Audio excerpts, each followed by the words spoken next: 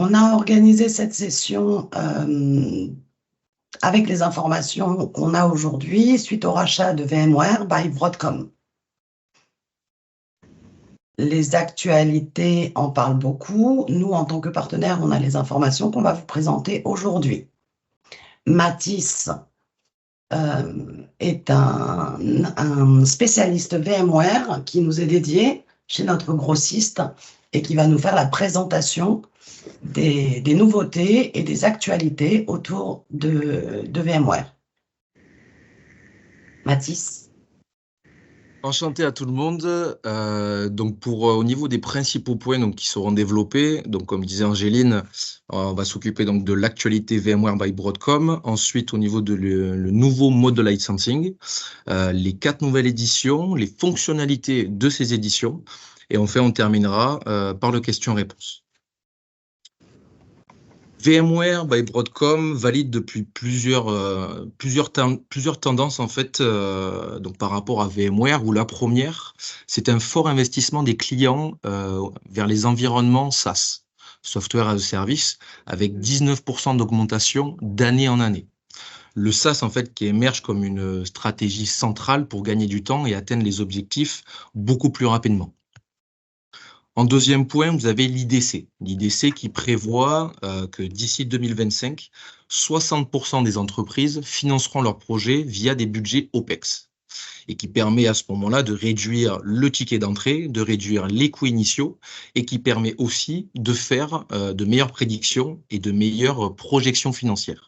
Au niveau du dernier point, donc au niveau de l'autre virage qui est en train de se faire sur le marché, où on a de plus en plus d'applicatifs qui sont mis dans des conteneurs. Donc plus de légèreté, plus de rapidité, plus de simplicité à manager qu'une VM.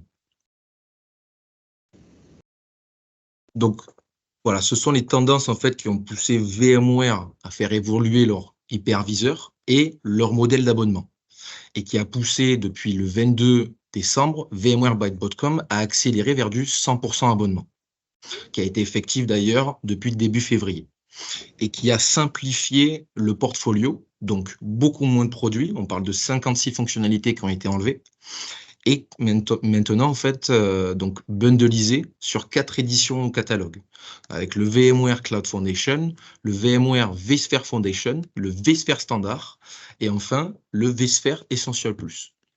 Et ceci, du coup, avec des services add-on qui peuvent répondre à des besoins additionnels à ce moment-là. La simplification voilà, du portfolio, comme on a parlé précédemment, et des licences vCenter incluses.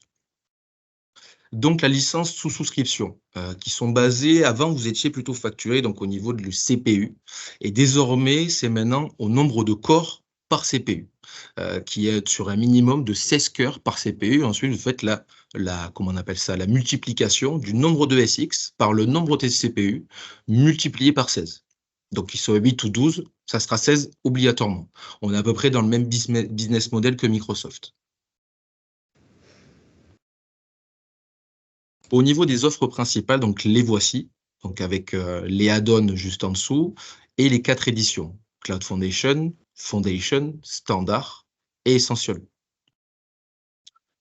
Je vais en parler un peu plus. Donc là, en gros, vSphere, donc Essential Plus, c'est une plateforme aujourd'hui de virtualisation et de gestion centralisée, donc incluant une instance de vCenter Essential. Dans la globalité au niveau de ses avantages, il va y avoir donc l'optimisation de l'utilisation des ressources, qui est limitée à 3 ESX, à biprocesseurs. Je crois qu'il y a un micro qui est ouvert.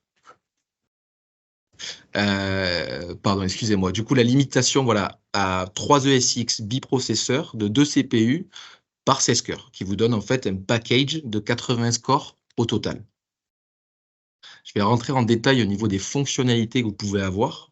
Donc, avec le vSphere Essential Plus, au niveau de la continuité de votre business, vous avez désormais le Storage vMotion. Avant, vous aviez juste le vMotion qui permettait de basculer donc, les VM d'un ESX à l'autre. Et maintenant, vous avez le storage qui va modifier l'emplacement de stockage des fichiers. Bien sûr, la haute disponibilité au niveau de la surveillance des ESX dans votre cluster. Et vous avez donc en bundlisé le vCenter Essential, qui lui va être votre gestion centralisée et automatisée de votre infrastructure virtuelle vSphere, et qui va vous donner aussi la visibilité complète sur l'ensemble de votre périmètre. Donc, que ce soit au niveau de l'inventaire, que ce soit les clusters, les VM, le stockage ou bien le réseau, mais aussi au niveau de l'Update Manager, au niveau de la gérance de vos mises à jour, et l'authentification, la SSO, qui va permettre de simplifier en fait la gestion d'identité et des permissions dans l'environnement vSphere.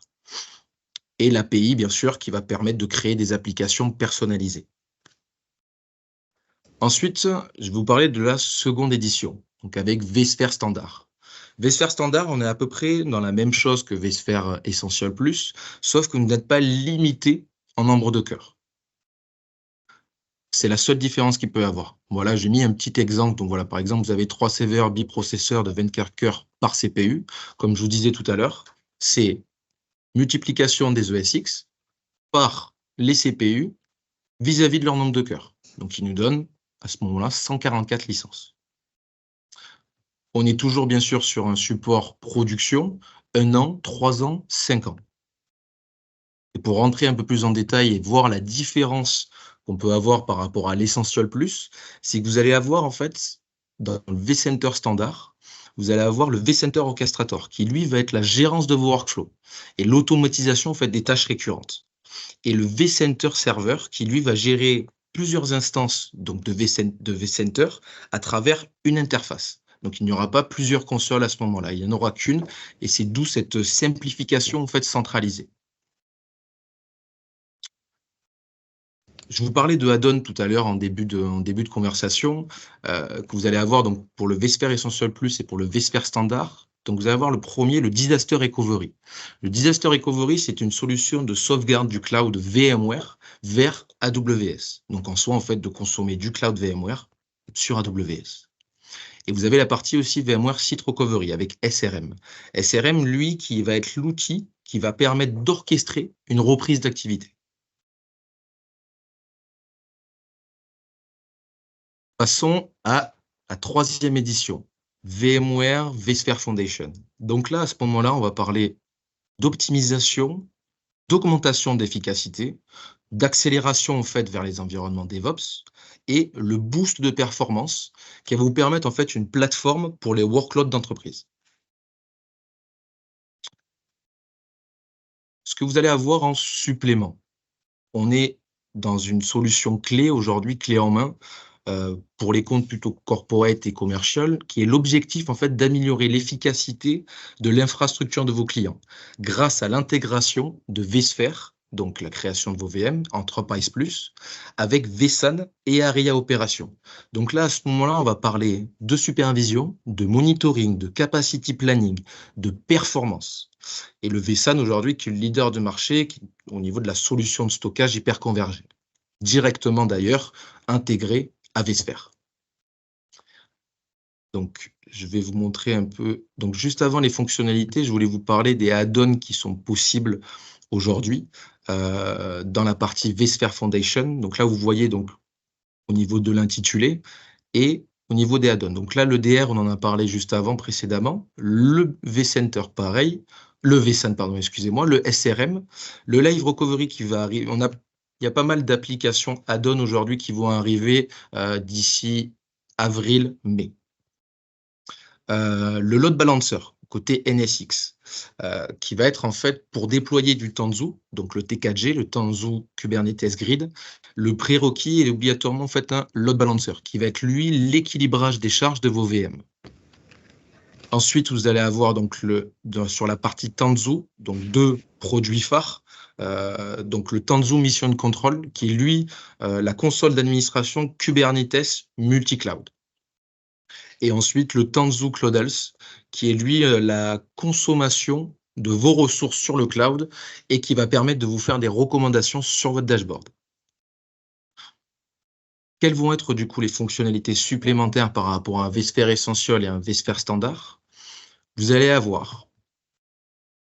Alors, est-ce que vous voyez bien l'écran? Parce que c'est vrai que ça. Est-ce que vous voyez bien l'écran, Angéline, Isabelle?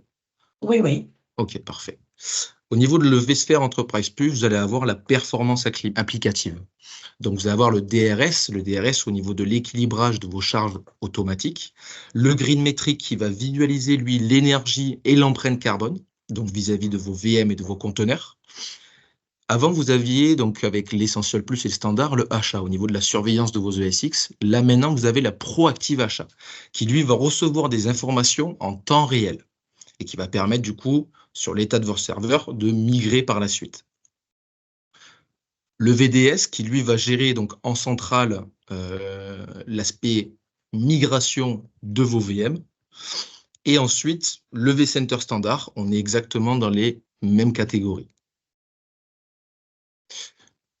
Tanzu Kubernetes Grid, là on parle de gestion des conteneurs, donc avec Kubernetes qui va être la création de vos clusters. Et bien sûr la gérance et l'orchestration de vos conteneurs. Et Aria Opération qui lui va être la gestion des opérations dans son global. Donc on va parler du coup de gestion des coûts, de capacité, d'analyse des causes et l'automatisation des opérations, donc avec la création de politiques et de workflows du coup automatisés, avec une prévision et une planification qui, lui, va utiliser donc des algorithmes qui vont permettre de donner de la prédiction et des tableaux de bord en mode dashboard, du coup, et des rapports personnalisés à ce moment-là. Le produit phare de VMware Cloud Foundation, je préfère être transparent aujourd'hui. C'est un produit en fait pour les grands comptes, par exemple pour le 440. Je vais vous expliquer du coup pourquoi au niveau de l'architecture et au niveau des différentes aspects et fonctionnalités qu'ils peuvent avoir en fait en supplément par rapport aux 3 autres précédemment parlés. Vous allez avoir donc le vSphere Enterprise Plus qui ne bouge pas, le vSAN qui l'est aussi, et la partie NSX, dans la partie réseau. HTX au niveau de la migration, le SDDC Manager, donc qui va être le software define au niveau du data center, et précédemment, vous aviez un support production. Là, vous avez un select support. On parle d'un upgrade du coup au niveau du support qui est très, très, très rapide. C'est une solution donc clé en main pour les comptes stratégiques et vous pourrez en fait, vous aurez la possibilité de bénéficier pleinement des avantages d'un cloud hybride.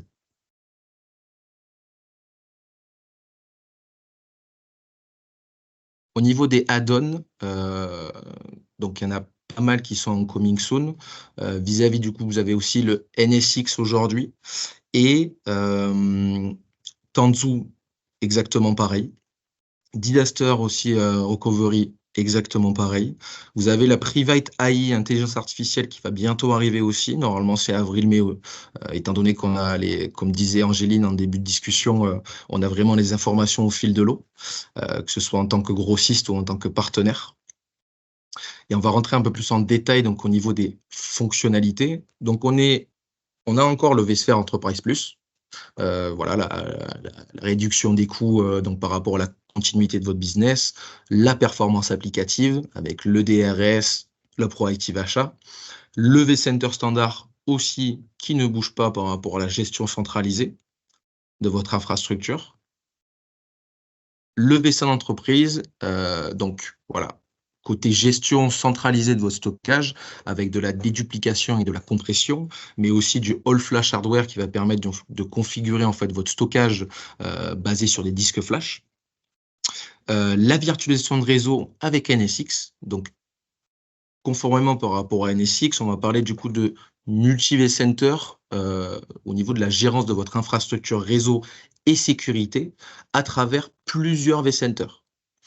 On est sur une segmentation granulaire au niveau de la micro-segmentation et le Tanzu Kubernetes Grid qui est aussi toujours pareil, du coup la gestion de vos conteneurs avec Kubernetes, avec la création de clusters et la gérance et l'orchestration de vos conteneurs.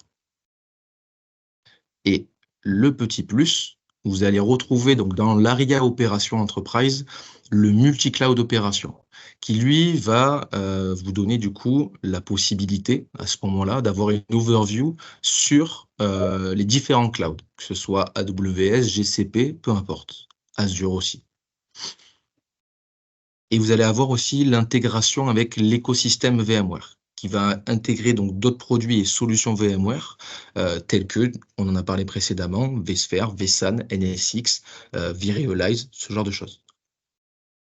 Le SDDC Manager, qui lui va déployer l'automatisation et la mise à jour en fait corrective, ainsi que des surveillances par rapport à votre infrastructure. Je vais rentrer un peu plus en détail au niveau du stockage hyperconvergé avec vSAN, parce qu'à partir d'aujourd'hui, le minimum était, donc on parlait de Tbit. Vous pouvez voir du coup juste en dessous ce que c'est. En gros, donc 1 terabit, 1 Tera est égal à 0,909 Tbit. Donc, avant, c'était le minimum donc, de 8 Tbit par CPU et ça a été retiré donc, il y a à peu près 3 semaines et qui maintenant ont licencié donc, la totalité des Tbit par host, sans minimum en fait requis de capacité. Ce qui vous permet à ce moment-là d'être moins cher pour avoir beaucoup de configurations. Donc, c'est 100 gigabits du coup par cœur qui sont gratuits, qui ont été annoncés du coup par le vSphere Foundation. Et vous avez en fait deux scénarios possibles au niveau du vSAN. Vous avez la partie OSA. Donc la partie OSA, en fait, c'est ce qui va permettre de construire des serveurs qui vont coûter moins cher au niveau du hardware. Donc on construit cela en fait sur des disques groupes, donc un disque SSD pour le cache et de 1 à 7 disques soit mécaniques, avec l'algorithme de vSAN pour les données chaudes. On va garder du coup dans le cache et quand elle refroidit, on la déplace sur le capacitif. Et au niveau de la deuxième, donc ça va être l'ESA qui va être lui beaucoup plus simple. Donc il n'y aura plus de disque de cache ni de disque groupe. En fait, tous les disques sont du capacitif et on est à peu près sur un réseau à ce moment-là de 25 Go au niveau de la configuration matérielle à ce moment-là. Pour parler un peu niveau prix, de comment ça se passe, donc au niveau, là je vous parle vraiment en prix public. Donc au niveau du Cloud Foundation, donc vous pouvez retrouver donc le 1 an, 3 ans et 5 ans avec donc les prix qui sont juste ici. Là on parle de multi-cloud, quand on prend de VVF et VCF. Et ensuite, par rapport donc à la virtualisation de votre serveur et la gestion centralisée, donc on parle du vSphere Essential Plus et le vSphere Standard, où là vous avez donc au nombre de corps, juste ici, 1 an, 3 ans et 5 ans. Et exactement pareil pour l'essentiel. Donc, comme je vous disais, c'est sur des packs du coup de 96 cœurs. Bon, je vous le rappelle, 3 ESX, biprocesseurs donc de 2 CPU, fois le minimum requis de 16 cœurs, même si votre CPU a 8 ou 12, ça sera 16. Et vous avez du coup le package ici. Pour vous montrer la différence par rapport au perpétuel d'avant et la souscription aujourd'hui. Donc, j'ai fait un focus sur le calculateur qu'on a mis à disposition aujourd'hui et que Angéline utilise par rapport à l'Essential Plus. Le perpétuel, avant, vous étiez en fait dans l'assemblage. Vous aviez le kit Essential que vous achetiez. Ensuite, vous achetiez le support. Et si vous aviez besoin à ce moment-là, vCenter ou sans vCenter. Donc là, vous pouvez remarquer que sur un an, on était sur un total de 5 156 €. Aujourd'hui, avec la souscription, au niveau du package, nous sommes à 4 505 €. Donc là, à ce moment-là, la souscription est moins chère. Le perpétuel, par contre, est moins cher pour 3 ans et 5 ans. Et au niveau du vSphere standard, donc là, je voulais vraiment vous montrer la différence donc avec sans vCenter et avec le vCenter, on est à ce moment-là à 40% moins cher aujourd'hui en souscription, qui est beaucoup plus, qui est moins cher, du coup, tout simplement, par rapport en fait au perpétuel vis-à-vis de la souscription aujourd'hui. Et je vous presque 70%. C'est vrai. Oui, je suis d'accord. Non, oui, juste ici, je viens de voir dans le chat, exactement. à 70% plus cher. Par contre, demain, pour répondre à votre question, demain, vous avez besoin de un ESX qui est biprocesseur, donc de 32 cœurs à ce moment-là. Vous allez prendre directement, pas l'Essential Plus, parce qu'il va servir à rien étant donné qu'il y aura 60 cœurs en supplément, mais là, en Vesper standard. Et là, le Vesper standard vous sera, du coup, à ce moment-là, beaucoup moins cher en souscription.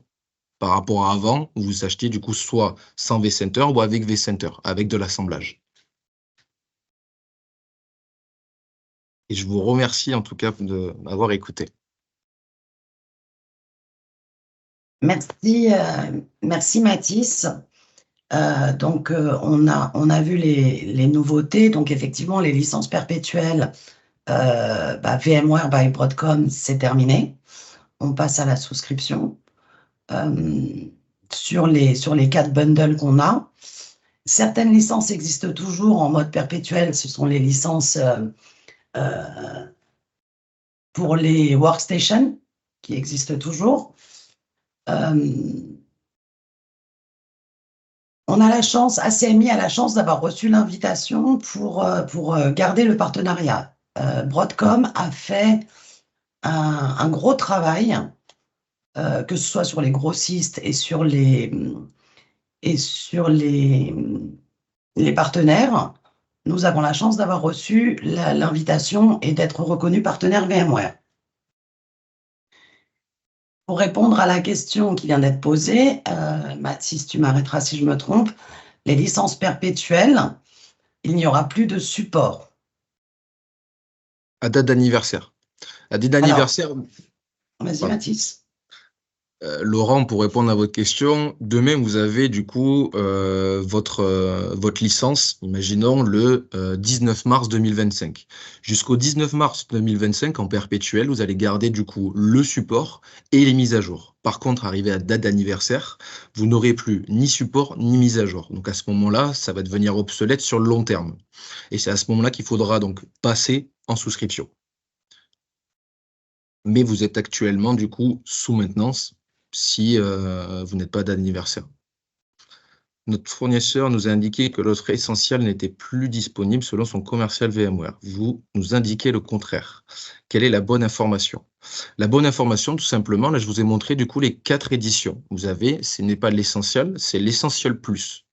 C'est la bundleisation du coup aujourd'hui, comme je vais vous le remontrer si vous le souhaitez. Ici, voilà, le Vesper Essential Plus.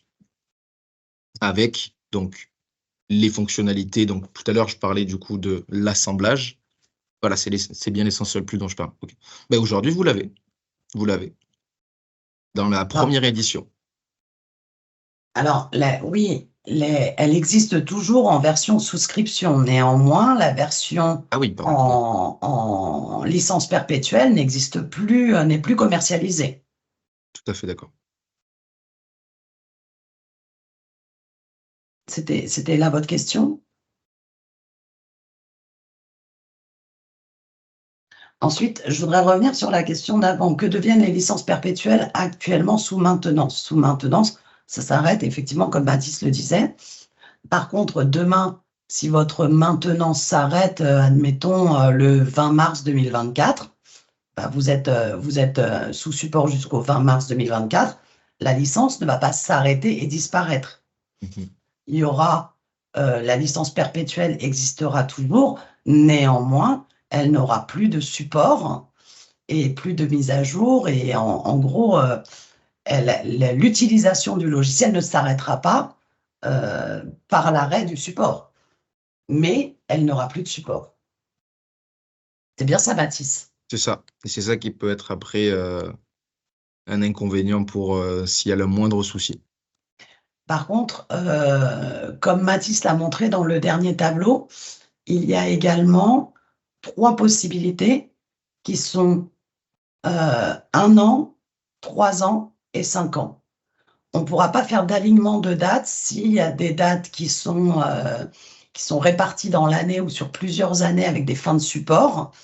On ne pourra pas dire, voilà, moi je voudrais que toutes mes... Pour l'instant, ce n'est pas une option possible. Je reste sous très, très, très méfiante dans ce que je dis parce qu'aujourd'hui, on n'aura pas la possibilité de faire des alignements de dates.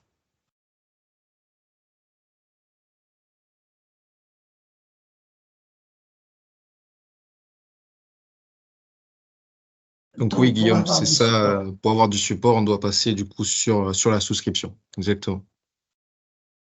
Le support production ou sinon côté du coup VVF, le support select que vous avez en VCF et VVF.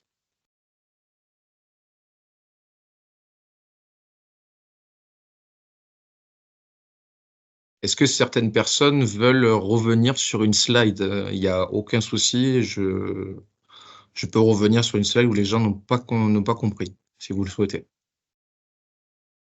Nous allons ouvrir les micros, comme ça ce sera peut-être plus facile pour poser vos questions.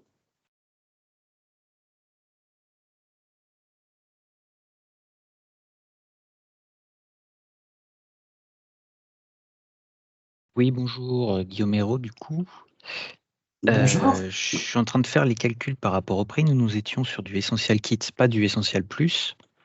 Donc, juste avec la maintenance, là, de ce que je calcule, notre prix VMware est multiplié par plus de 10. Guillaume, vous parlez de renouvellement ou vous parlez de new business? Alors, nous, aujourd'hui, on est sur du VMware Essential, on a juste le support. C'est ça, donc vous parlez à ce moment-là du coup de renouvellement. Ouais. Donc, pour le renouvellement, on passe, on multiplie par même plus de 10 de ce que je comprends là. Nous, on était sur du 3 ans. Et qui sont deux choses différentes du coup à ce moment-là, Guillaume. Parce que vous achetez, si on part de la base, quand vous avez acheté du coup vos licences et qui était à ce moment-là du new business, à combien était le prix? Alors là, je peux pas voir sortir comme ça parce que c'était il y a des années et des années. Ce que je veux vous dire, c'est que sur le renew, c'est tout à fait normal, vous êtes à x10, mais sur l'instant T, quand vous avez acheté du coup vos licences, et je le montre en fait à travers du coup ce calculateur, vous voyez en fait la différence entre le perpétuel quand vous les achetiez directement et l'Essential Plus aujourd'hui en souscription, qui était avant un assemblage et aujourd'hui en fait qui est bundleisé. Alors, pour aller même en complément, dans ces scénarios-là, en règle générale, on regarde l'Essential Plus kit, parce que c'est un kit, vu qu'on a 96 corps directement, versus éventuellement une version standard qui n'est pas bundleisée avec un maximum et un kit de 96 corps. Des fois, ça peut être plus intéressant de regarder à partir sur la version standard. Et alors, pour compléter la question de Guillaume, c'est Christophe, est-ce que du coup, dans tous les cas, le client aura vMotion en plus ou Bien sûr. par rapport au kit regardez, je vous remontre. Là, l'Essential Plus, donc vous avez donc le vMotion et le storage vMotion, donc au niveau de la bascule, la modification de l'emplacement.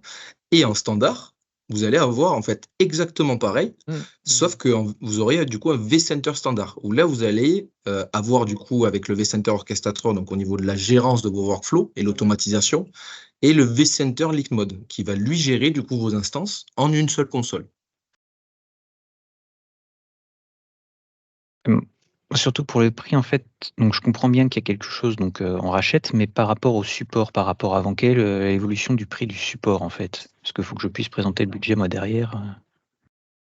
Je comprends pas, Guillaume. C'est-à-dire par rapport au support. Donc là, nous, aujourd'hui, on est seulement support. Là, je comprends qu'il y a un achat, entre guillemets, initial. Puis après, on prend le support de Essential Plus. Est-ce que vous avez juste le prix de ce support où faudra tous les... Par exemple, là, je vois sur le tableau, tous les 3 ans, repasser à payer 7200 €. C'est le principe de la souscription, oui, c'est de la location de licence. Il n'y a plus de licence perpétuelle chez VMware. En fait, je comprends que VMware a changé son modèle, où avant, VMware vendait des licences et ensuite du support à un prix de support. Et maintenant, en fait, ce modèle est transformé en une souscription qui inclut le droit d'utilisation, mais comme un loyer, hein, c'est-à-dire qu'on n'est plus propriétaire de l'appartement. C'est exactement ça. On le loue tous les mois et quand on arrête de payer le loyer, normalement, on est mis dehors. Hein. C'est ça. D'accord. Et en avant, on était en mode CAPEX et aujourd'hui, on est plus du coup dans le mouvement du coup OPEX, donc avec le récurrent. D'où le fait du coup de la location à ce moment-là. D'accord, merci. Avec plaisir. Est-ce que tu peux remettre la première diapo Bien sûr. Avec les détails de vSphere Cloud Foundation. vSphere Cloud Foundation. Alors, juste ici. Quelle était votre question, Frédéric?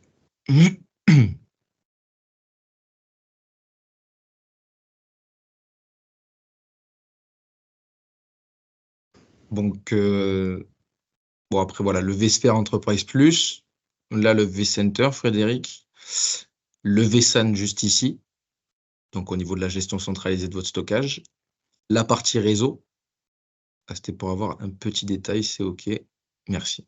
Okay. Bon, bah, avec plaisir.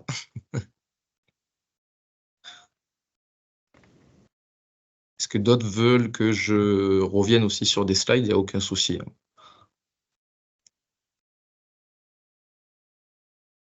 Bonjour, c'est Laurent. J'ai une question concernant j'ai pas dû écouter comme il fallait, sur la partie vCenter par rapport au vSphere standard. Donc le vCenter maintenant est inclus dans la licence? Exactement. Le vSphere standard, juste ici. Donc là, vous avez du coup qui est non limité. Vous n'avez pas de limitation en fait par rapport au nombre de SX et au nombre de CPU et au nombre de corps. Donc vous pouvez en avoir 144 comme 96 à ce moment-là. Mais aussi, vous pouvez avoir un ESX biprocesseur et avoir 32 cœurs à ce moment-là. Et vous allez avoir en supplément, avec le vSphere standard par rapport au vCenter, pardon, le vCenter standard par rapport au vCenter Essential, la gérance de vos workflows avec vCenter Orchestrator et le vCenter Server qui va lui gérer vos plusieurs instances à partir d'une même interface en fait de gestion centralisée. En fait, la licence vCenter n'existe plus aujourd'hui. Oui, elle est incluse dans toutes les. Elle est bundlisée, elle est incluse dans toutes les souscriptions. D'accord, donc je peux avoir autant de vCenter que je le souhaite aujourd'hui. Parce que je m'explique, aujourd'hui on a plusieurs infrastructures avec différents hôtes ESXi pour lesquels j'ai souhaité séparer en fait ces différentes zones. Donc chaque zone possède son propre vCenter que j'ai dû acheter. Donc demain, ça veut dire que je pourrais toujours avoir ce modèle-là. Par contre, les vCenter seront gratuits. Ben, il n'est pas gratuit en fait, il est intégré directement. Oui. Oui. Avant, vous l'achetiez une certaine somme, donc juste ici. Je vais vous trouver, voilà, juste ici. Le vCenter, vous l'achetez ici, donc avec le support. Et aujourd'hui, en fait, il est directement dans l'édition vSphere standard. Et vSphere Essential Plus, VVF et VCF. D'accord. Donc, ça peut être aussi plus intéressant, d'où le fait qu'en souscription, ce soit moins cher, de pratiquement entre de 60 à 27% sur 5 ans, jusqu'à 5 ans.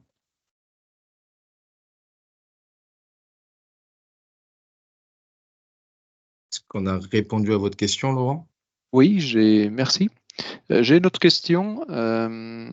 Aujourd'hui, donc, nous avons deux modes d'achat de nos licences VMware, soit en direct avec VMware, enfin en direct en passant par un revendeur, bien sûr. Et la deuxième possibilité que nous avons, c'est de l'acheter par le constructeur. Par exemple, si on achète un serveur HP, on va pouvoir acheter également la licence VMware en revendu ou repackagé par HP, et ensuite on va s'inscrire chez VMware. Mais le support est assuré par le constructeur. Donc là, c'est la même chose, c'est-à-dire que lorsque ce type de licence arrivera, avec le support arrivera à échéance, je passerai en mode souscription directe chez VMware. Chez VMware, exactement. En passant par un revendeur, étant donné que l'OM est terminé depuis maintenant pratiquement un mois, que ce soit du coup avec HP, mais aussi Dell, mais aussi Lenovo, exactement. Mais après, VMware by Broadcom n'a pas, pour l'instant, renouvelé son partenariat avec les constructeurs. Donc, les constructeurs vont, de la même manière que VMware, continuer leur support qui est en cours. Et ensuite, on devrait passer sur du VMware direct. Et pour rebondir par rapport à ce que dit Angéline, Laurent,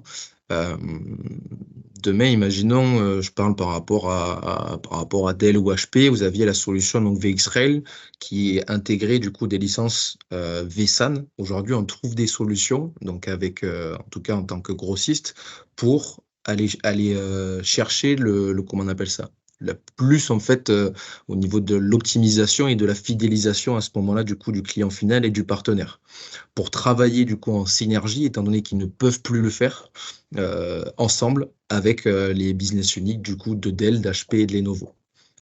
Donc il y a toujours des solutions par rapport à ça.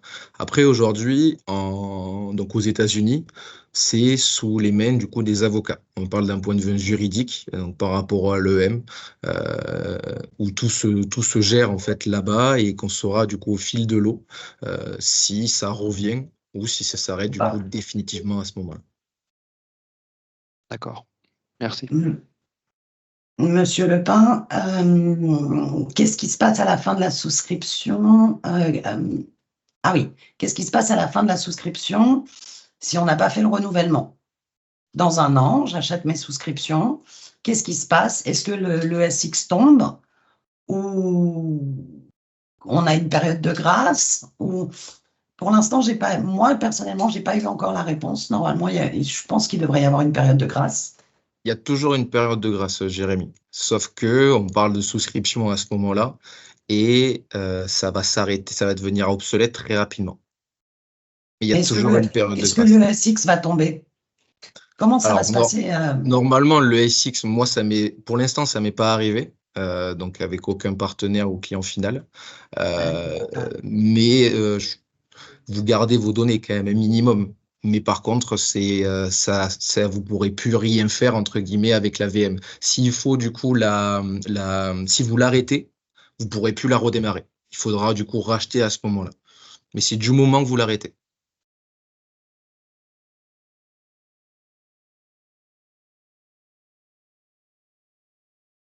Ouais, j'ai vu avec mon avant-vente Angéline la semaine dernière par rapport à ça, parce qu'on a eu, je me posais la question de comment ça se passait en fait si tout tombait et vous perdez vos données, mais là c'est trop lourd, c'est pas possible.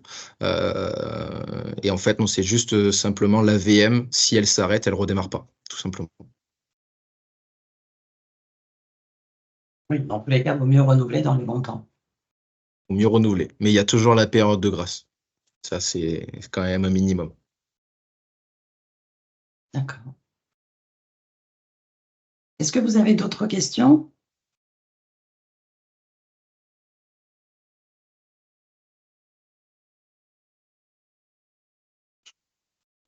Ça va pas passer du tout, il n'y a pas d'intervention car ça fait une demande d'avoir sérieusement pour se quitter. Guillaume, c'est-à-dire du coup 3200%. Est-ce que vous pouvez nous donner votre calcul par rapport à ça? C'est le prix qu'on payait actuellement. C'est le simple calcul de pourcentage là, puisque nous, donc la licence initiale est largement amortie. Donc elle ne rentre plus dans le calcul depuis maintenant, on parle en dizaines d'années, nous, de notre côté. Donc nous, on était sur le support seulement. Et donc là, support, quand on voit le prix où ça passe par an, là, je suis parti sur une base de 3 ans prépayés. Ça nous fait une augmentation de budget pour VMware de 3200%. Donc vous avez pris par rapport au renouvellement et pas par rapport du coup au new business. Ce qui est du coup à ce moment-là ce chiffre. Ah mais moi c'est ce que je vais devoir présenter à ma direction. Je ne vais pas pouvoir leur dire on doit racheter le logiciel d'un seul coup parce que VMware a changé. Il faut que je prenne tout ça en compte. Mais après aussi, vous pouvez leur expliquer à ce moment-là qu'avant c'était un assemblage et qu'aujourd'hui en fait vous êtes comment on appelle ça, bundleisé par rapport aux nouvelles offres. Oui, mais 3200%, sachant qu'à côté nous avons aussi forcément les licences Windows Server. Je vais avoir du mal à leur défendre le prix de VMware comparé au prix Hyper-V qu'on a chez nous par exemple. À tout hasard. D'accord. Ok. Donc là vous parlez du coup d'une comparaison Hyper-V. Et après au niveau des fonctionnalités, est-ce que vous avez les mêmes aujourd'hui et qui répondent du coup à votre infrastructure? Ça, j'ai pas encore creusé, mais au vu, oui. Je pense connaître un peu les deux logiciels, oui. Ça répond aux mêmes fonctionnalités. On avait l'avantage avec VMware puisque le prix nous permettait d'avoir une gestion plus simple, etc. Mais là, nous, on doit se poser des questions du coup avec cette augmentation. Alors, notre équipe d'avant-vente, Guillaume, on fait une comparaison, une espèce de benchmarking du coup entre Hyper-V et VMware. Et ce n'est pas pour rien qu'aujourd'hui, VMware est le leader en fait sur le marché de la virtualisation. C'est parce que l'Hyper-V du coup de Microsoft a moins de fonctionnalités. Mais après, c'est vraiment au cas par cas par rapport à votre système d'information. Ça, je dis pas le contraire. Ouais, Si nous vous sommes du avez small business, c'est pour ça, du parce SMB, qu'effectivement, ok, d'accord. pour les grandes entreprises, enfin, l'évolution m'a l'air tout à fait correcte pour elles pour absorber, mais pour les small business, nous, on se fait bien voir. Après, en fonction, parce que vous avez combien de VM, par exemple, aujourd'hui, au niveau de votre infrastructure, si imaginons, vous avez combien de SXI, par exemple? Nous avons 3 ESXi. 3 ESXi qui sont mono ou bipro? Bipro. D'accord. Donc, on est sur le bundle, du coup, à 4 505 €. Donc, C'est ça. d'accord. Mais qui, à ce moment-là, quand vous avez fait l'achat de vos perpétuels, du coup, il y a quelques années, était à 12% du coup plus cher que la souscription le donne aujourd'hui. Alors, Je parle sur un an. Ouais, mais il y a tellement d'années que les prix ont évolué. Je veux dire, nous, on était à l'époque sur du vSphere 5.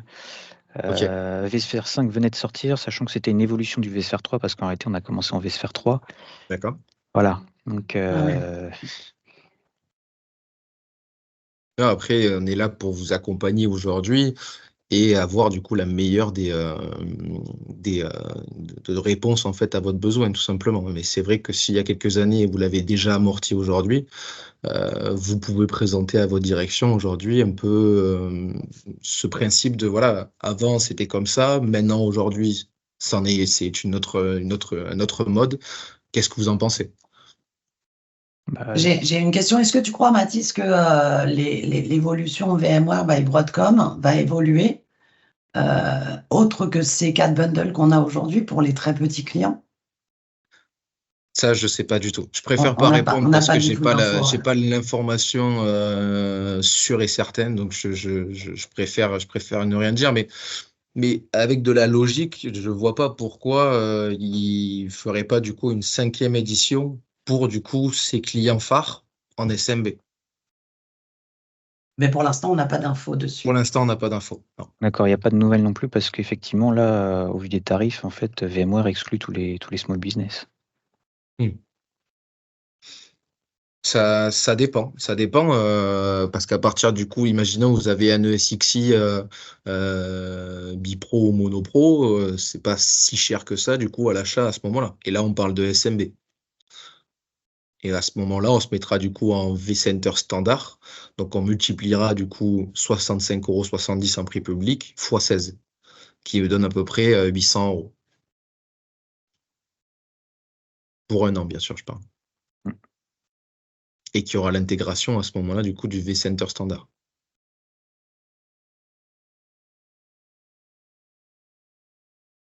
Bon, après, les informations qu'on a, elles sont aujourd'hui, c'est assez récent et c'est vrai que ça tourne et ça évolue encore. Mais sur les small business, on n'a pas trop d'informations aujourd'hui.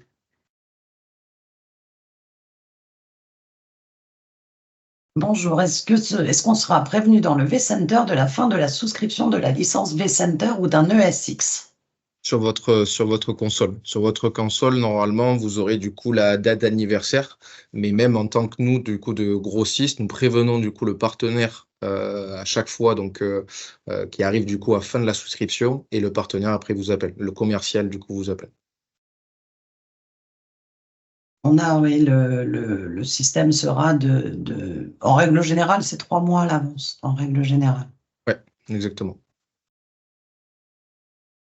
Et puis même au pire des cas, Eric, vous avez la période de grâce. Et là, à ce moment-là, nous, on reçoit des pop-up de partout et ça va très, très vite.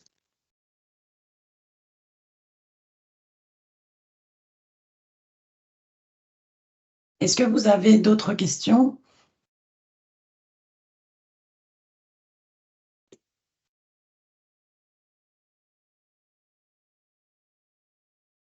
De toute manière, on peut vous aider de manière individuelle, vos contacts privilégiés et moi-même. on est disponible. N'hésitez pas si vous avez d'autres questions complémentaires et si vous voulez qu'on fasse des études pour la transformation de votre parc. Vous allez recevoir la copie de la présentation et elle sera mise en ligne aussi sur la chaîne YouTube de ACMI.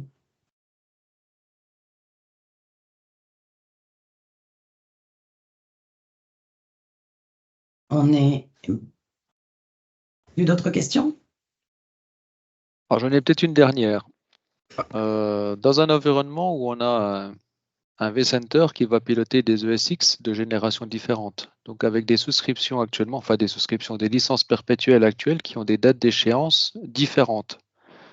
Ça va se passer comment en fait? À la première échéance en fait de la licence perpétuelle, je passe en souscription uniquement les ESX qui sont arrivés à échéance, ou est-ce que je suis obligé de passer en souscription tous les ESX qui sont pilotés par le même vCenter?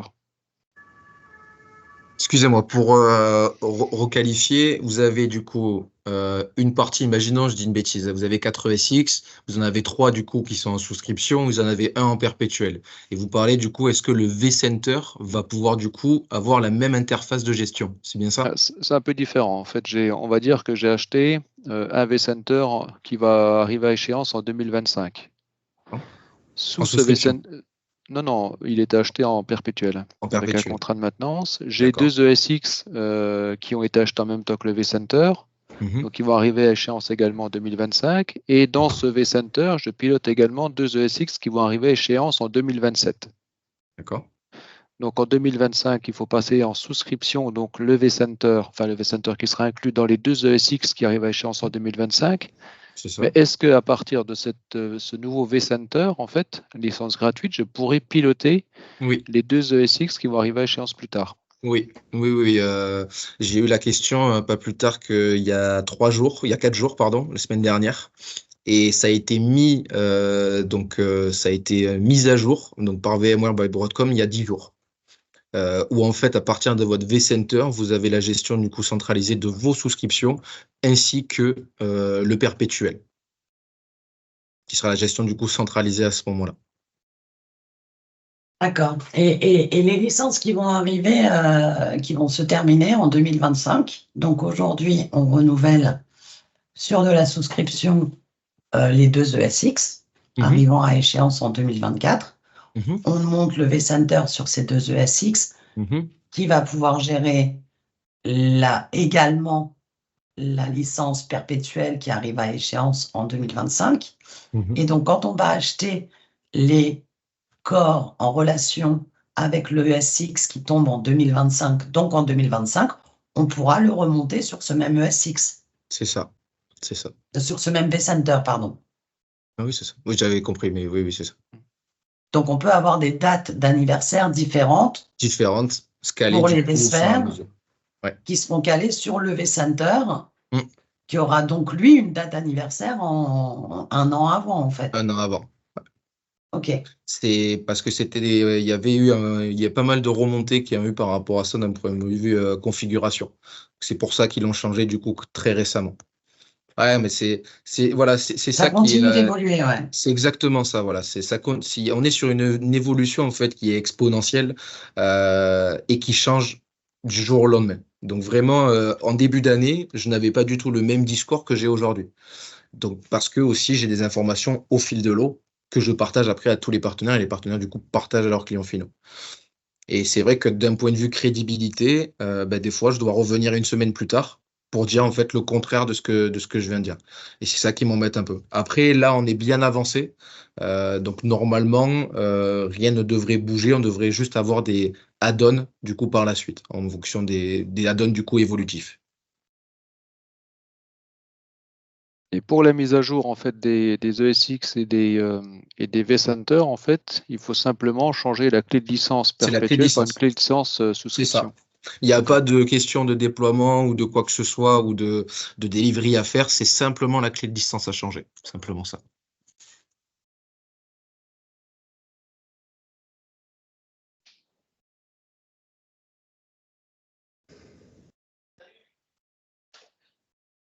Est-ce que vous avez d'autres questions? je pense qu'on va arrêter. Et puis, si vous avez besoin de renseignements complémentaires, n'hésitez pas. On est tout à fait disponible pour vous répondre. Tout à fait. Vous allez recevoir demain matin, très certainement, un mail de ma part avec la copie de cette présentation que vous avez vue aujourd'hui, plus le lien vers le replay qui se trouvera donc sur YouTube. N'hésitez pas à recontacter votre interlocuteur commercial habituel ou directement Angeline si vous avez des questions plus ou moins techniques, plus ou moins de licence. Enfin bon, c'est un petit peu compliqué. On essaye d'obtenir toutes les informations en temps et en heure pour pouvoir vous répondre. Je crois qu'on va pouvoir vous quitter, vous dire au revoir à tous. Merci Angeline, merci beaucoup. Merci Mathis. Merci à vous. J'espère qu'on a été relativement clair et que voilà. Enfin, n'hésitez pas encore une fois si vous avez besoin de quelque chose de plus personnel, voilà, pour votre entreprise, on sera là pour vous répondre.